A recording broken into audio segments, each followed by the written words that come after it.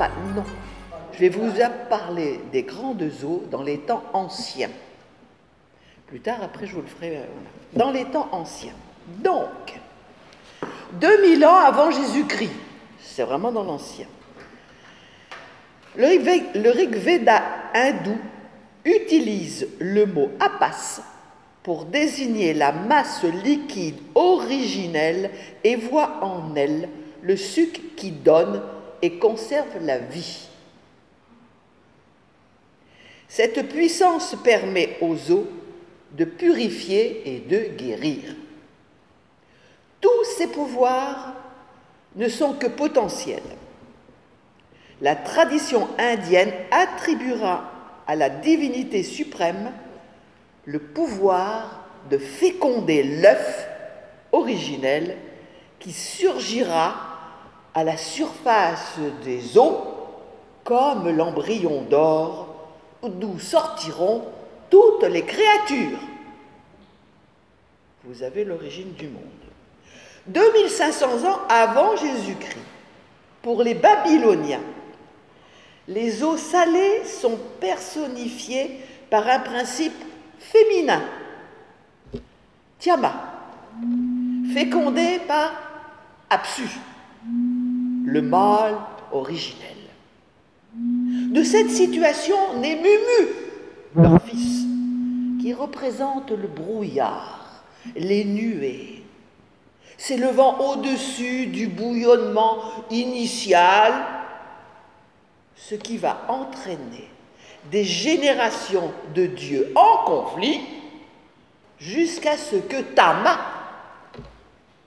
coupé en deux, devienne le ciel et la terre, séparés par la voûte du firmament. C'est Marduk, l'auteur de cet exploit, qui deviendra le dieu suprême des Babyloniens. La Bible. Pour la Bible, Elohim, le Seigneur, est le créateur, maître absolu de son œuvre.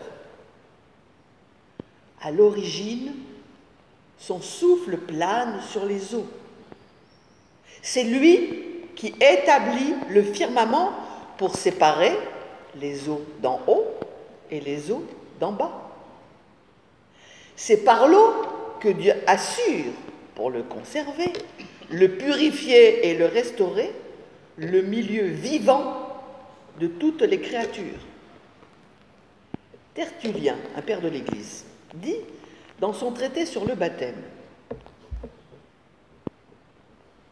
Homme, s'il faut vénérer cet âge reculé des eaux, l'antiquité de sa substance révère aussi son privilège, puisqu'elle était le siège de l'Esprit divin. C'est cette première eau qui enfanta le vivant, pour que nul ne s'étonne si, dans le baptême, les eaux produisent encore la vie. D'accord? Vous avez compris? C'est très bien. Non. C'est la puissance, voilà, de Dieu. C'est tout qui est expliqué là-dedans. C'est par Jésus que viendra la révélation d'une eau vive, source de vie, capable de naître dans le cœur des hommes. Et l'eau du baptême apparaîtra comme le sacrement d'une renaissance. C'est bon? Les eaux, alors ça c'est toutes les grands trucs, les grandes théories de l'Antiquité. Mais si on observe bien, elle se rapproche, ça permet de comprendre la création du monde. Ce que je vous ai dit concernant les hindous, concernant les babyloniens, on a des points qui se ressemblent avec la Bible et la création de Dieu, du monde telle qu'elle est écrite dans la Bible. Et c'est ça que j'ai voulu faire ressortir à travers ce condensé des trucs. Bon, on continue. Les eaux supérieures, la pluie et les rosées, apparaissent comme bénéfiques parce qu'elles sont célestes. Leur fécondité terrestre deviendra le symbole de la fécondité spirituelle. l'eau d'en haut sera l'image de la parole divine. Les sources et les rivières proviennent de l'abîme. Elles sont reconnues comme étant une réserve de fécondité. Mais ce gouffre est également ressenti comme une puissance chaotique, inquiétante, insondable, parce que ça vient du fond, du tréfonds. C'est pour cela que la mousson, la saison des pluies, doivent être contrôlées par le dieu aquatique. À l'inverse, n'oublions pas que la sécheresse peut être pire que l'inondation. C'est pour ces raisons que Talok et Shahak ont été désignés pour exercer ces fonctions de régulateurs du monde dans le monde précolombien. Donc on arrive toujours à des... Le Seigneur d'Israël, lui, apparaît comme le maître des eaux de deux manières différentes. En tant qu'ingénieur suprême de l'irrigation, dans ce cas, il révèle toute sa sagesse. En tant que maître de l'abîme, domaine où il manifeste son pouvoir.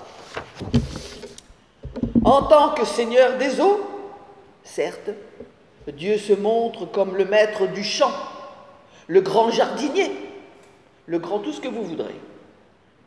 Mais il est aussi celui qui détient les clés des vannes qui font entrer et sortir les eaux, c'est-à-dire les clés du pouvoir divin. C'est des symboles dont je vous parle. Les Hébreux, peuple fort peu marin, n'est-ce pas? C'est le moins qu'on puisse dire, voyaient dans la mer un espace vertigineux, hostile, un immense gouffre peuplé de monstres, de marins redoutables, un espace liquide, insondable pour les hommes. Dans la Genèse 1 et 2, on lit « Or, la terre était vague et vide, les ténèbres couvraient l'abîme, l'Esprit de Dieu planait sur les eaux. » De toute évidence, la Bible nous explique qu'il est impossible à l'homme de mesurer l'abîme. Seul le Dieu infini a ce pouvoir. Et puis si vous voulez vous régaler avec ça, vous avez le psaume 36 et Job 28. Je n'ai pas tout noté parce qu'on y sera encore demain matin. Puisque l'océan est considéré comme le repère des monstres marins dont parle la création, pour Israël, c'est la peur de la mer et des hasards de la navigation qui dominent. À ce sujet, le livre de Job décrit fort bien deux monstres fluviaux. Vous les connaissez? Béhémoth, l'hippopotame, et le Léviathan, le gros crocodile. Au fil du temps, cette peur des eaux va symboliquement désigner la crainte, non plus des eaux, mais de l'ennemi, au point que les invasions des Assyriens vont être assimilées à une crue de l'Euphrate et celle des Égyptiens au débordement du Nil. C'est-à-dire que quand on a des ennemis, c'est surtout sur les eaux qu'on les craint, qui sont symboles. L'homme, devenu maître du feu, du cheval et de nombreuses techniques, s'est toujours trouvé désemparé devant l'inondation ou un raz-de-marée. Ça, c'était hier, mais aujourd'hui, ça n'a pas changé. À l'inverse, le manque d'eau peut le frapper, douloureusement. On peut dire qu'il y a dans les eaux terrestres quelque chose de grand, dans les inondations, et de mystérieux, qui dispose peut-être l'esprit humain à faire de l'eau un symbole de la justice divine. Un symbole ambigu, où la rigueur divine coïncide avec la miséricorde. Vous allez comprendre. C'est toute l'histoire du déluge qui va s'inscrire dans la mythologie. Le souvenir de l'époque des grandes eaux qui submergent les terres hantent les sembles des mythes orientaux. Ainsi, dans l'épopée babylonienne de Gilgamesh, on nous décrit comment le dieu Antu et Enlil décide un jour, sans qu'on sache pourquoi, de faire le déluge. C'est ainsi que plus tard, Enlil sera privé de l'encens pour avoir, sans réfléchir, pourquoi pas, fait le déluge. Divinement averti, Utnapishtim construit une arche, ça vous dit rien ça? Embarque tous les animaux, connus et inconnus. Finalement, au terme profitable de l'aventure, il offre un super sacrifice qui lui vaudra gloire et apothéose. En Inde, c'est le dieu Vishnu qui, sous la forme d'un poisson, sauvera Manu, le Noé indien. Bravant tous les risques, il ira le remorquer en pleine tempête, mais seulement qu'une fois que le désespéré lui aura adressé une fervente prière. Pas avant. En récompense, Manu deviendra le dévot exemplaire du dieu Vishnu. Et on continue. L'histoire biblique du déluge, j'y arrive. Ne vous inquiétez pas. Présente un sens totalement différent. Dieu, maître des eaux, décide de les utiliser pour exterminer l'humanité mauvaise. L'arche apparaît comme une stratégie du pouvoir divin. Quand Dieu détruit, ce n'est jamais, absolument, totalement. Jamais totalement. Il garde toujours un petit reste, à partir duquel tout peut être régénéré.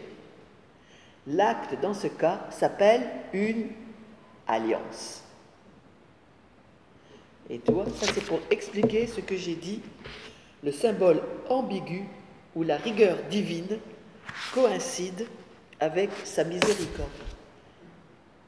Il a détruit, il y a un petit reste, et ça repart. D'autre part, le héros Noé n'est pas divinisé, mais laisse entrevoir une figure symbolique de l'histoire du salut.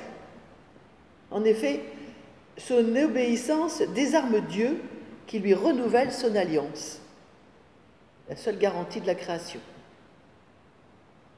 C'est l'arc de Dieu, l'arc-en-ciel, arme de sa puissance, qui a jamais déposé dans le ciel, devient le signe de l'alliance de la miséricorde.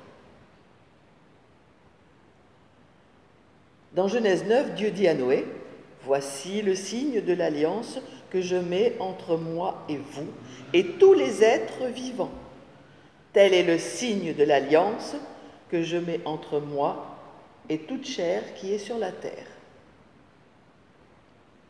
L'eau peut être tantôt signe de bénédiction ou de malédiction.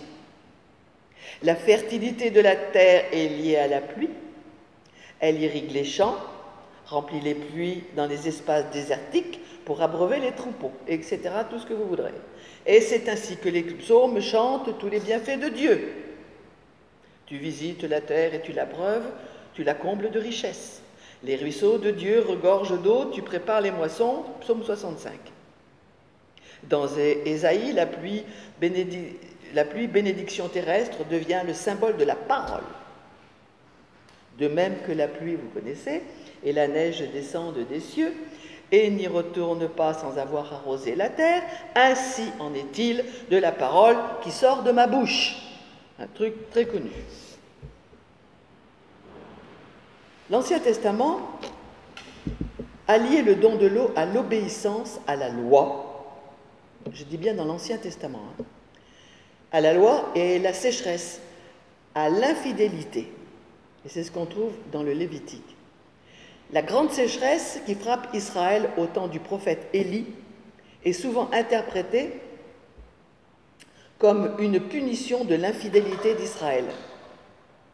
Mais dans Roi, Dieu veut montrer qu'il est le seul maître des éléments et non Baal, le dieu importé par la païenne, Jézabel. La compétition entre Élie et les magiciens sanglants réunis sur le mont Carmel va se terminer par leur échec. Le Seigneur, à travers cette victoire, affirme son pouvoir sur la création.